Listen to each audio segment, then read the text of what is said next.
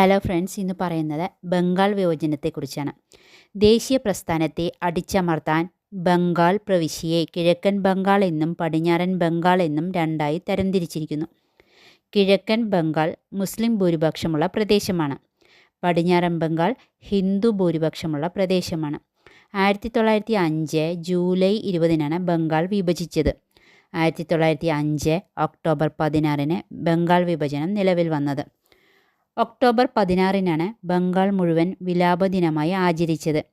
ബംഗാളിൽ ഐക്യം നിലനിർത്തുന്നതിനായി ഒക്ടോബർ 16 രക്ഷാബന്ധൻ ദിനമായി ആചരിക്കാൻ രവീന്ദ്രനാഥ ടാഗോർ ജനങ്ങളോട് നിർദ്ദേശിച്ചു. ബംഗാൾ ഇന്ത്യയിൽ ബ്രിട്ടീഷുകാരുടെ ഭരണകേന്ദ്രമായിരുന്നു. കഴ്സൺ പ്രഭുവാണ് ബംഗാൾ വിഭജനം നടത്തിയത്. കഴ്സൺ പ്രഭു. ഭിന്നിപ്പിച്ച് ഭരിക്കുക എന്ന ബ്രിട്ടീഷ് നയത്തിൻ്റെ ഉദാഹരണമാണ് ബംഗാൾ വിഭജനം. ബംഗാൾ വിഭജന സമയത്ത് INC പ്രസിഡന്റ് ഗോപാലകൃഷ്ണ ഗോഖലെ, ബംഗാൾ വിഭജനം നിലവിൽ വരുമ്പോൾ വൈസ്രോയി മിൻറ്റോ സെക്കൻഡ്, ഇന്ത്യയുടെ സെക്രട്ടറി ലോർഡ് ബ്രോഡിക് ബംഗാളിനെയാണ് ഇന്ത്യൻ ദേശീയ പ്രസ്ഥാനത്തിൻ്റെ നഴ്സറി എന്നു പറയുന്നത്. നിങ്ങൾക്ക് ഈ വീഡിയോ ഇഷ്ടമായെങ്കിൽ ലൈക്ക് ചെയ്യുക, സബ്സ്ക്രൈബ് ചെയ്യുക, ഷെയർ ചെയ്യുക. Okay, thank you.